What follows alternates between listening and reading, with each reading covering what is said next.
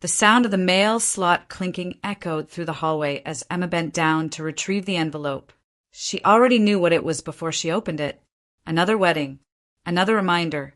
She turned the stiff, glossy card over in her hands. The names of her younger sister and soon-to-be brother-in-law printed in gold letters. No warm note inside. Just the details, the formality. No phone call, no excitement shared. She wasn't family, she was a courtesy. Emma sat on the worn couch in her small apartment, her fingers tracing the edges of the invite. The familiar sting welled up in her chest, heavier this time. How many weddings had she stood outside of, watching from the background as her siblings twirled under fairy lights, toasted champagne, posed for family portraits. Ones she was never truly part of. She was always there, technically, in the group photos somewhere on the edge, smiling too hard to hide how out of place she felt. Her phone buzzed on the table. A family group message. Jokes about the upcoming wedding, excitement filling the chat. Emma stared at the screen for a long minute before turning it face down, without replying. She had learned long ago that her silence was safer than her honesty. A memory flickered. Years ago, at her brother's wedding, standing by herself while relatives she barely knew were ushered into group pictures. The way her mother had waved her away absent-mindedly, saying, "Let's just get siblings and close family first," as if she was something else, something less. Emma wiped the corner of her eye and laughed bitterly under her breath. It wasn't the invite that hurt the most. It was the consistency. Every time she hoped for something different, she was reminded exactly where she stood. And now, as she held the latest proof between her hands, something inside her didn't just ache, it hardened. She wouldn't cry this time. She wouldn't beg for inclusion with polite texts or guilty calls. No more pretending that a chair at the back of the reception was enough. No more convincing herself that love meant patience, that family ties excused indifference. Emma folded the invitation carefully and slid it back into its envelope. She placed it in a drawer alongside others she had never thrown away, each one a silent testimony to years of trying to matter. As she closed the drawer with a soft click, she felt the beginning of something stir inside her. Not rage, not bitterness, but resolve. She didn't know what shape her future would take, but one thing was clear. She was done asking for space in lives that had long closed their doors to her. One day, it would be her turn to celebrate something beautiful, something sacred. And when that day came, she would choose differently. Not out of spite, but out of peace. A peace she was just beginning to taste, even in her quiet heartbreak. Emma leaned back, staring at the ceiling, the silence around her heavy, yet comforting. For the first time in years, she realized her story wasn't ending here. It was just beginning. The kitchen always smelled like fresh bread when Emma was little. She would sit on the counter swinging her legs, watching her mother knead dough with practiced hands. It was one of the few places she felt truly seen. Before life got complicated, before being the quiet one meant being forgotten, Emma and her brother, Daniel, were close once, or at least that's how it looked to others. Daniel was the golden child, confident, charismatic, always a step ahead. Teachers adored him. Relatives bragged about him. It was easy to bask in his glow when they were young, but as the years stretched on, the difference between them sharpened like a blade. His successes became milestones the family celebrated. Emma's quiet efforts barely rippled the surface. She remembered her high school graduation, clearly. Daniel had just landed an internship with a prestigious law firm, and her parents spent the evening talking about his bright future, while Emma sat silently at the corner of the dinner table, her diploma tucked under her chair like an afterthought. It wasn't that she failed. Emma had dreams too, small at first, like owning a little cafe where people felt like family. But dreams needed air to breathe, and hers often suffocated under the heavy blanket of comparison. Every birthday, every holiday, every minor success was dimmed by the constant, unspoken question, why couldn't she be more like Daniel? She learned early to stop explaining herself. Instead, she started building in silence, saving bits of her paycheck from a string of odd jobs, sketching out business plans on napkins during lunch breaks, reading articles late into the night after long shifts, her eyes burning but her heart steady. Opening her first restaurant hadn't been a grand event. There were no big announcements, No proud family dinners to toast her achievement. Just her, standing in the doorway of a tiny rented space. Keys in one hand, paint-stained jeans on her legs, heart pounding with a mix of terror and hope. Emma poured everything into that restaurant. The hours were brutal. Sometimes she barely slept, barely ate. Her hands cracked from scrubbing floors herself to save money. There were months she didn't know if she'd make rent. Nights she cried quietly into her pillow so no one would hear how close she was to breaking. But through all of it, she never called home to complain. She never asked for help, never tried to explain what she was chasing. She knew what the answer would be: polite confusion, maybe a few patronizing words about real careers, followed by more stories of Daniel's latest promotion. Each sacrifice added a layer of quiet strength inside her. She was no longer the girl who waited for applause that never came. She was becoming someone else, someone who understood that worth wasn't handed to you. It had to be carved out, piece by painful piece, from a world that rarely cared. And Emma was willing to carve until her hands bled if she had to. The family gatherings became harder to sit through over the years. Emma had mastered the art of smiling without speaking, clapping politely when Daniel announced yet another achievement. His voice always carried over the room, filling the space with a certainty Emma could never fake. Thanksgiving at her parents' house was always the worst. This particular year, the turkey sat dry and untouched on her plate as Daniel regaled everyone with tales from his new promotion.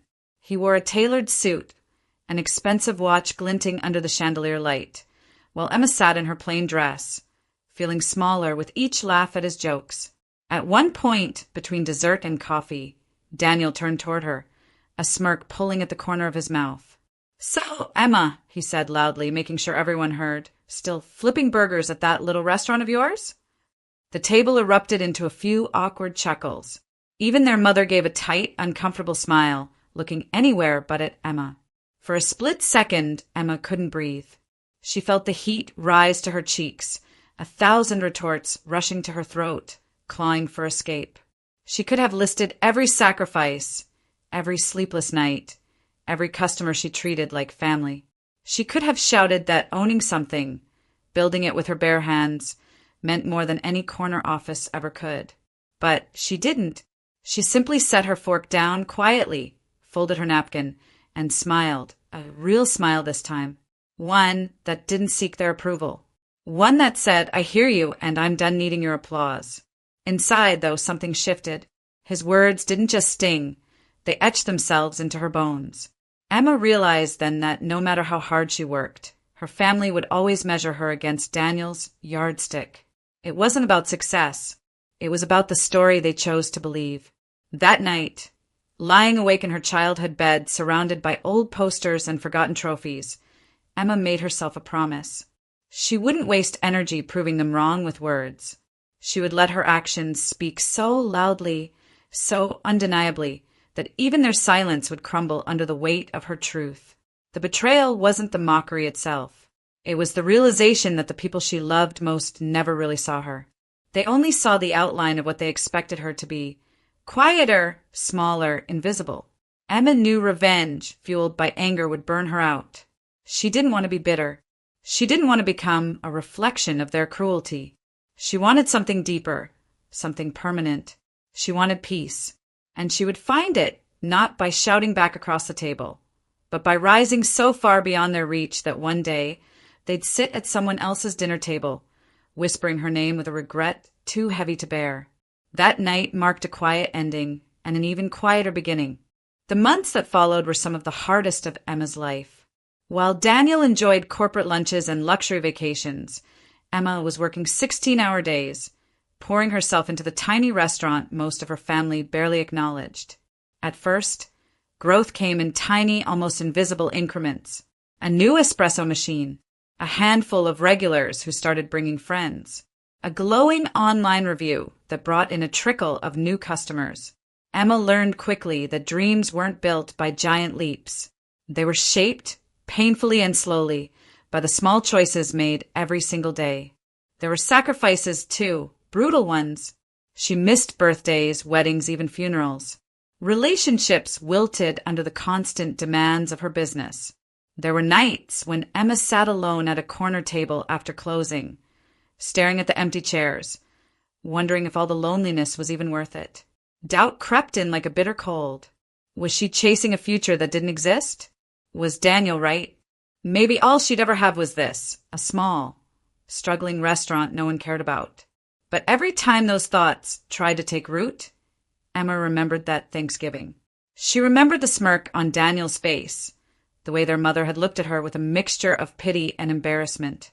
She remembered how small she had felt, and how badly she never wanted to feel that way again. So she kept going. Emma read every book on business she could get her hands on. She took night courses in finance and marketing. She studied restaurant management like it was a life or death science. While her classmates were out celebrating promotions, she was designing new menus, negotiating with suppliers, and learning the brutal realities of running a business. Slowly, the restaurant transformed. She renovated the interiors, creating an elegant, welcoming atmosphere that made people linger. She hired a brilliant young chef who understood Emma's vision and elevated the cuisine. Word started to spread beyond her little town. Food bloggers visited. A local magazine featured her on the cover. And then came the real breakthrough, an opportunity to buy the neighboring property. It was a massive risk. Emma would have to mortgage everything she had, take out loans she wasn't even sure she'd qualify for. Failure wasn't just possible, it was likely. But Emma didn't hesitate. She signed the papers with trembling hands, staking her future on her own belief in herself, the same belief her family never had. Standing in front of the empty lot that would soon become her second restaurant, Emma felt something deep inside her shift. She wasn't that insecure girl sitting silently at a dinner table anymore. She was building something real, something permanent. And it was all hers.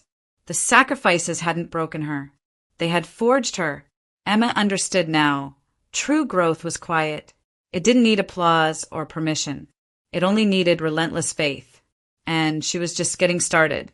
The day of reckoning came like any other ordinary day, except fate had woven a very different script behind the scenes.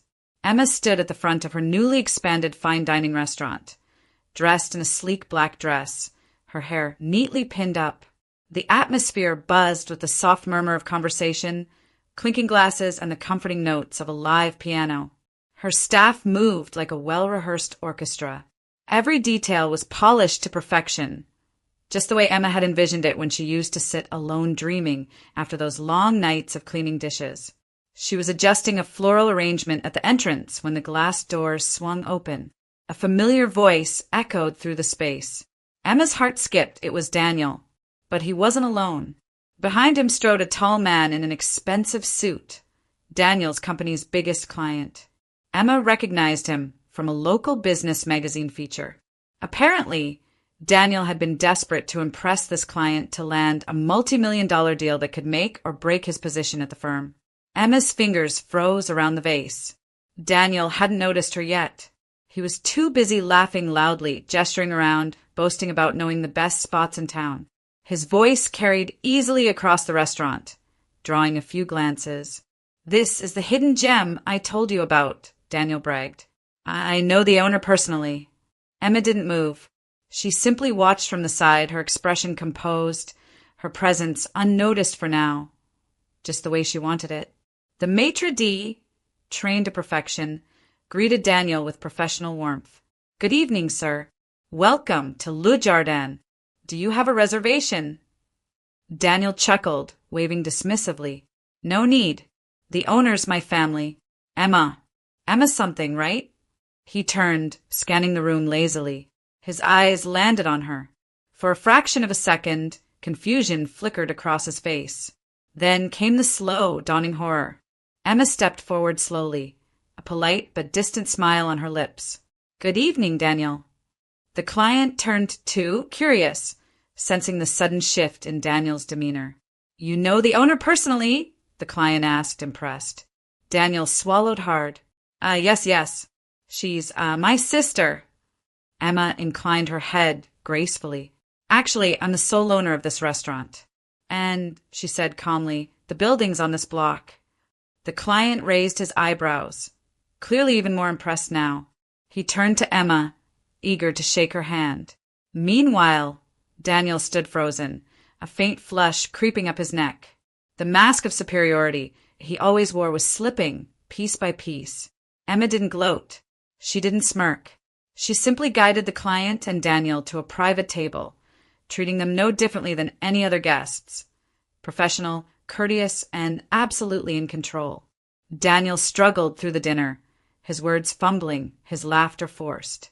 Every time he looked at Emma, he was reminded, silently and painfully, that the small restaurant he once mocked had blossomed into something he could never claim and never touch. Emma had said nothing cruel. She hadn't needed to. Her success spoke louder than anything she ever could.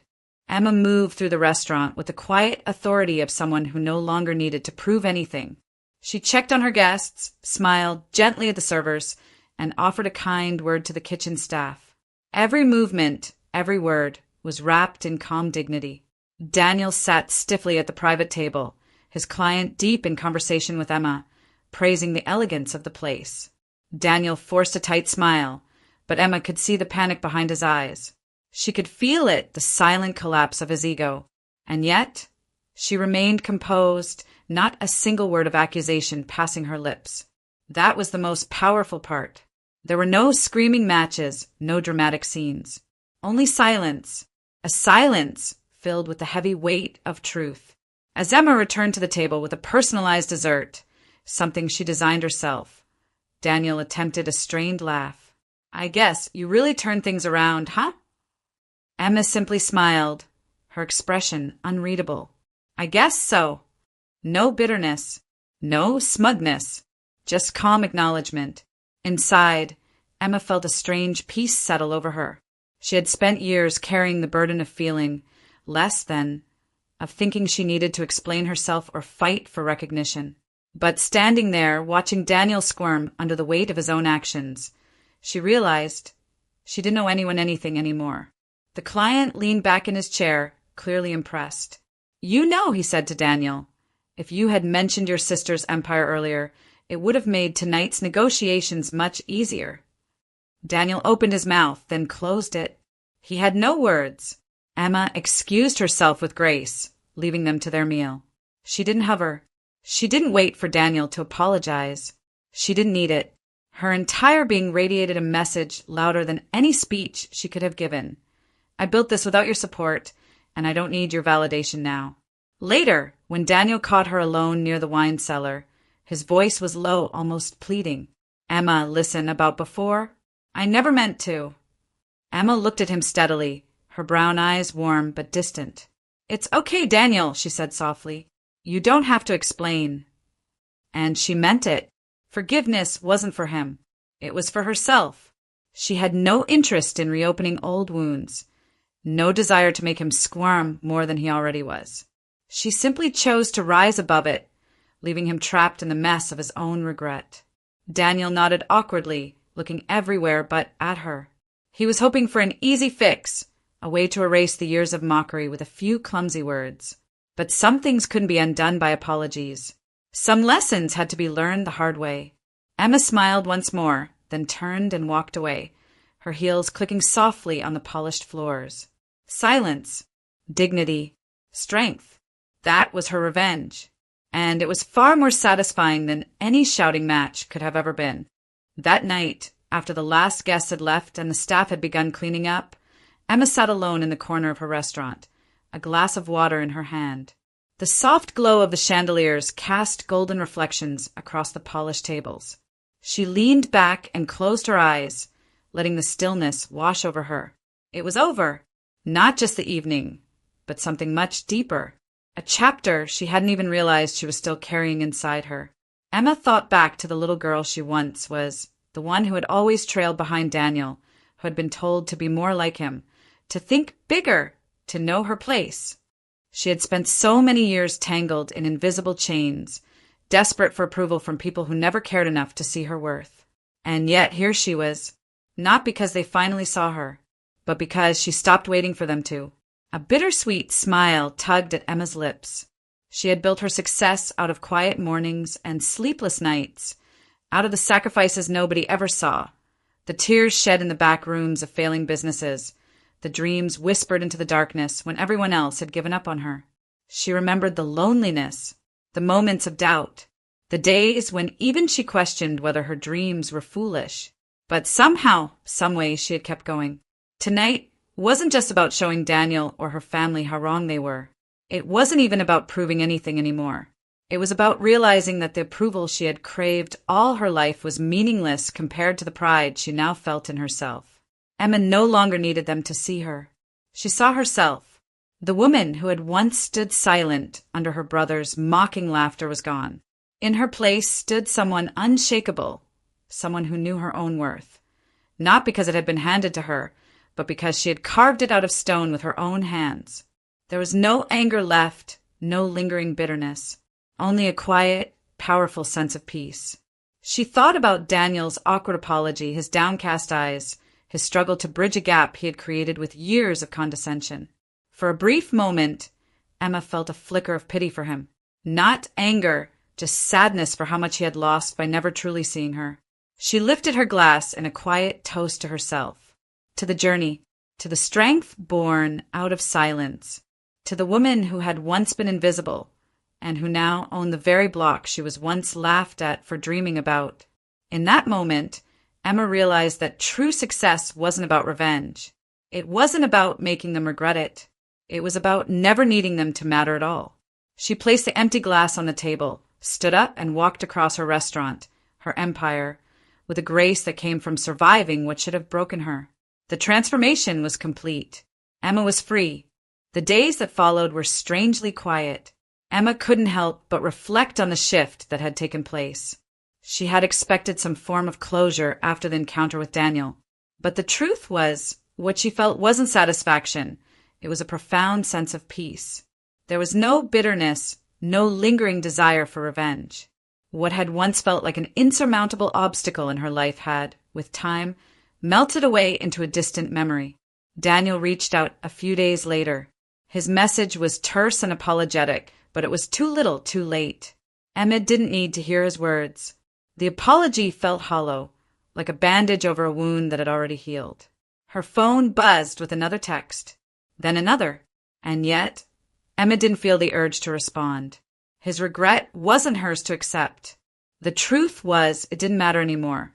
She had long since stopped looking for validation from those who never saw her.